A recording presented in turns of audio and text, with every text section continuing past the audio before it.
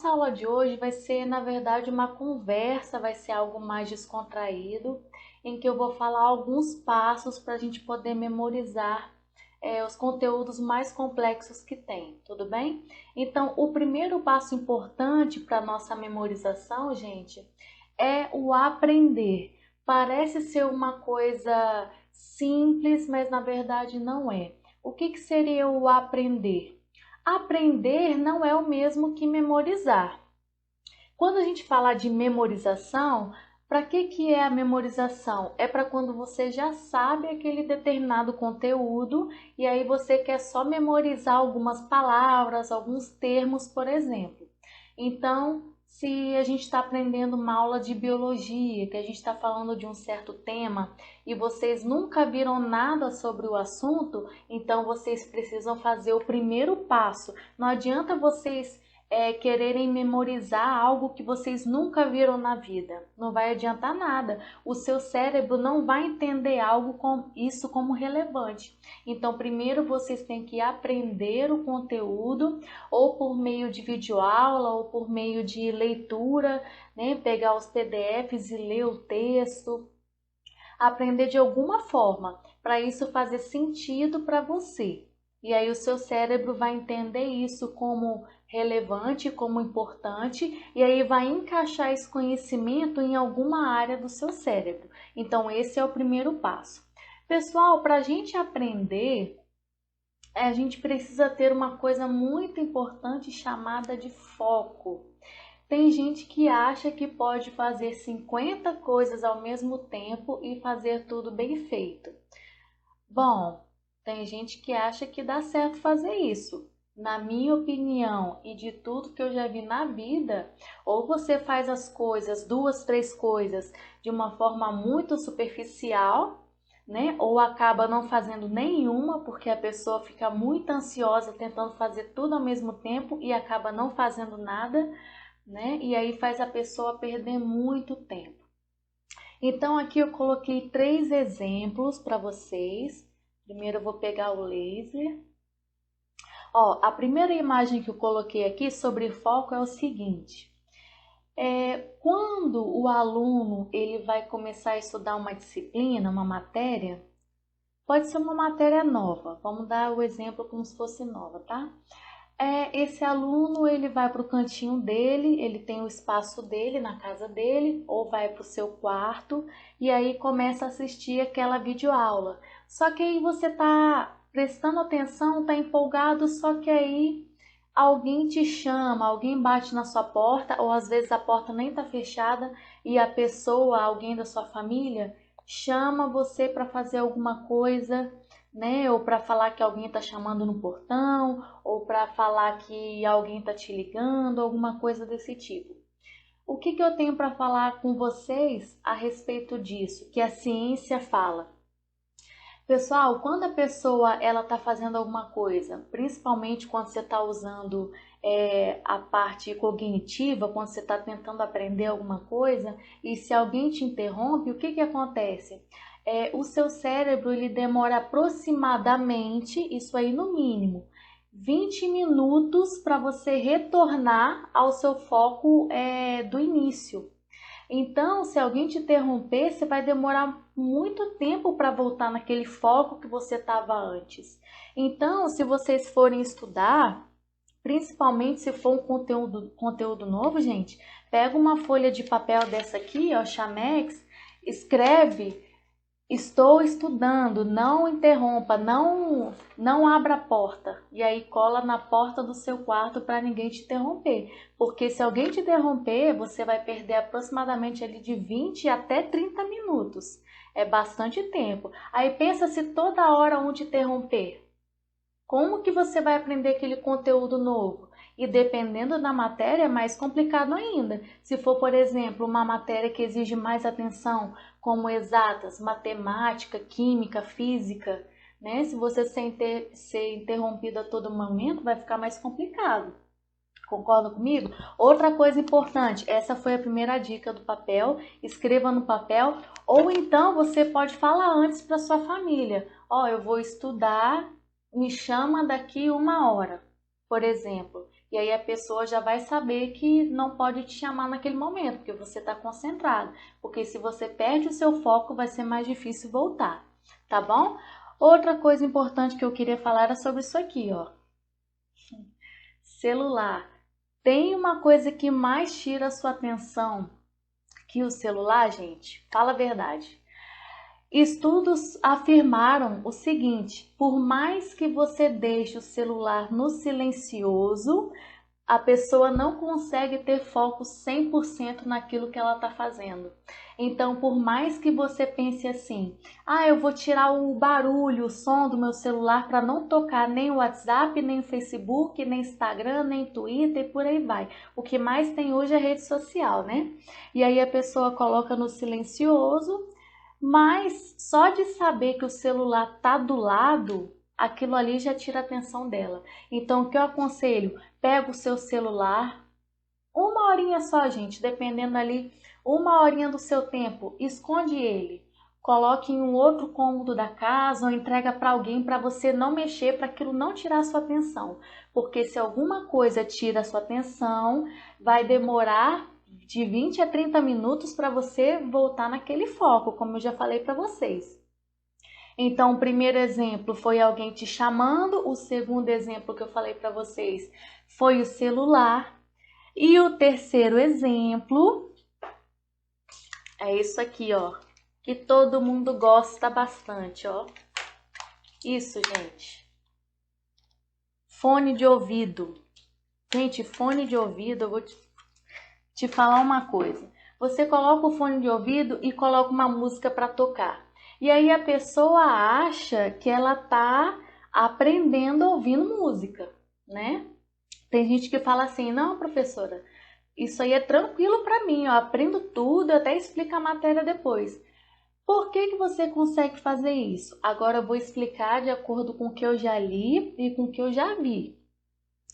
Pessoal, você consegue entender o assunto, entre aspas, se você já viu aquele assunto em algum momento da sua vida ou se você já sabe o assunto e só está revisando. E aí, quando você coloca uma música, aquilo não vai te atrapalhar tanto.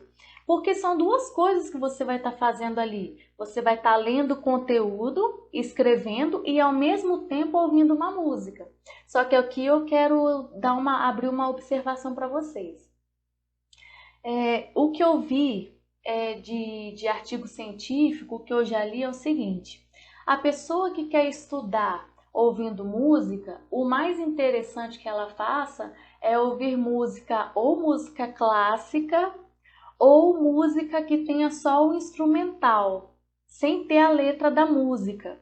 Por quê? Porque se a música tiver o som dela, o toque dela e a letra, a pessoa não consegue se concentrar naquilo que ela está fazendo e aí começa a prestar atenção na música, ainda mais se ela gostar da música. Aí você vai perder o seu foco no conteúdo e vai prestar atenção na música que você está ouvindo, né? Quem aqui estuda ouvindo música? Eu acredito que a maioria. Por quê? Porque a música, ela possibilita que o seu corpo libere a dopamina, que é a substância do bem-estar. Então, por isso que a pessoa sente uma sensação de relaxamento. Só que isso pode acabar atrapalhando os seus estudos. Então, o que eu aconselho? Vocês podem ouvir música antes ou depois do estudo. Não aconselho vocês a ouvirem música durante o estudo, ainda mais se for matéria nova. Gente, não façam isso, porque senão vocês vão estar perdendo tempo ali. Vocês acham que estão aprendendo, mas na verdade a pessoa está se enganando. Não façam isso. Próximo passo. Segundo passo do processo de memorização. Aqui é bem importante. O segundo passo é através do processo de repetição. E como que vocês vão fazer essa repetição do conteúdo? Vou dar um exemplo. Vamos supor que vocês tenham aprendido o conteúdo de divisão celular em biologia, que é a matéria do primeiro ano.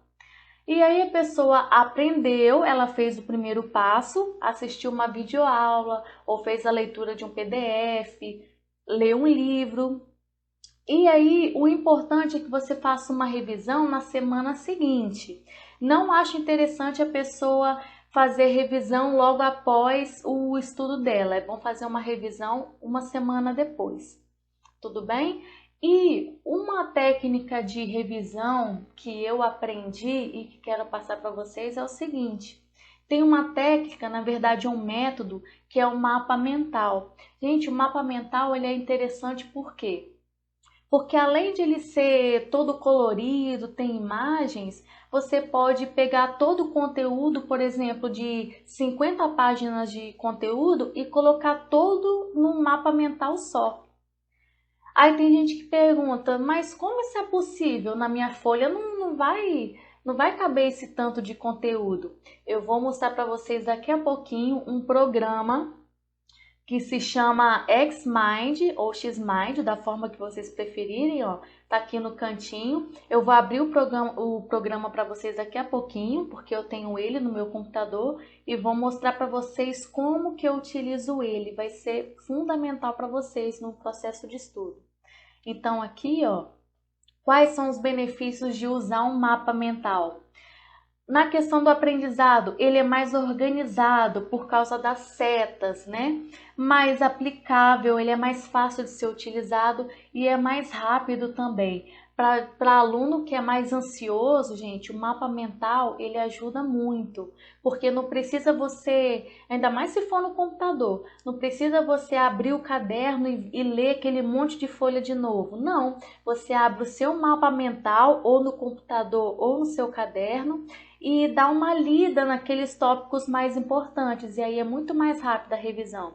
Segundo ponto aqui, a comunicação é uma comunicação mais objetiva e mais organizada. Por que mais objetiva? Porque no mapa mental vai ter uma palavra-chave e a partir dessa palavra-chave, o seu cérebro já vai desencadear as informações que já estão reservadas no seu cérebro.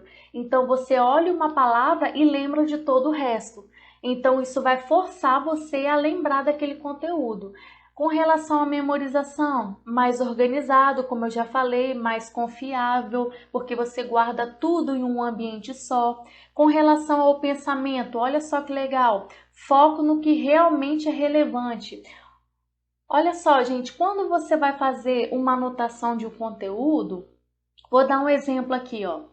A divisão celular tem dois exemplos, vamos supor, mitose e meiose. Tá? Existem dois tipos de divisão celular, mitose e meiose. No mapa mental, não vai precisar você escrever essa frase inteira. O que você pode fazer? Você pode escrever divisão celular, colocar uma seta, mitose. Colocar mais um quadradinho e dar um exemplo. E embaixo você puxa uma setinha e coloca meiose e dá um exemplo. Não precisa você escrever outras palavras para gastar espaço. Então, o mapa mental ele é bem objetivo por conta disso. Continuando, aqui no pensamento, visual estimulante, por quê? Porque como o mapa mental geralmente ele é colorido, o cérebro entende aquilo como se fosse algo mais fácil. Próximo, organizado, né? De novo, com relação ao trabalho, maior produtividade, maior qualidade.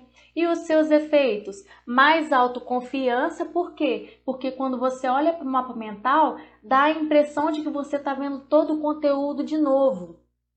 Mais prazer, por conta disso que eu acabei de falar, mais satisfação e mais autoestima. Tudo está relacionado. Então, aqui eu coloquei no cantinho as partes mais importantes. Aqui no mapa mental a gente tem a palavra-chave, que na verdade é um gatilho para o nosso cérebro lembrar de todo o resto daquele conteúdo. Então, se por exemplo eu colocar lá no mapa mental osmose, aí você já tem que lembrar de um exemplo, né? Um exemplo do alface, por exemplo, passagem de água do meio menos concentrado para o mais concentrado. Aí outro tópico, por exemplo, mitose, multiplicação de células e por aí vai.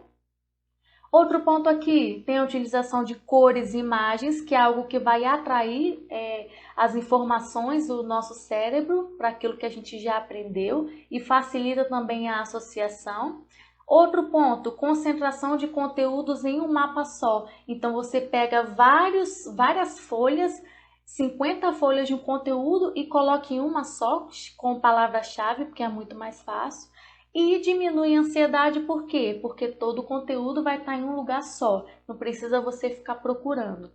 E agora eu vou mostrar para vocês como que funciona esse programa aqui bem rapidamente e é muito fácil de aprender. Deixa eu mostrar para vocês.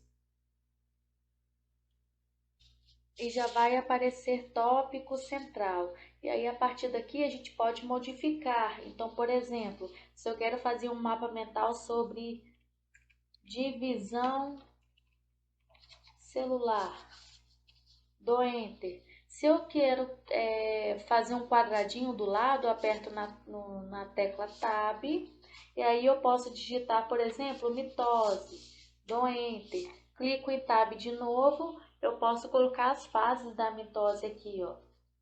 Prófase, clico aqui de novo, aperto em Tab, metáfase, clico aqui de novo, Tab, anáfase e a última Tab, telófase.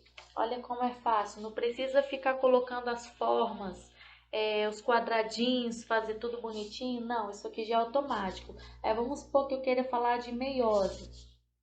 Clico em divisão celular, aperto a tecla Tab, e posso digitar meiose. Dou Enter, aperto Tab, posso escrever, por exemplo, formação de gametas, mas aí eu posso escrever somente gametas. Por que isso? Porque o mapa mental ele te dá um gatilho para o seu cérebro descarregar toda a informação que você já tem nele, ok? E a partir disso a gente pode colocar outros formatos e outras cores. Então, se eu quiser trocar a cor desse centro aqui, eu posso. Posso colocar, por exemplo, uma cor laranja. Nesses tópicos aqui, mitose e meiose, eu posso colocar outra cor. Vamos supor, amarelo. E aí, os tópicos eu posso colocar em negrito, em itálico. Aí, vocês podem escolher também, tá?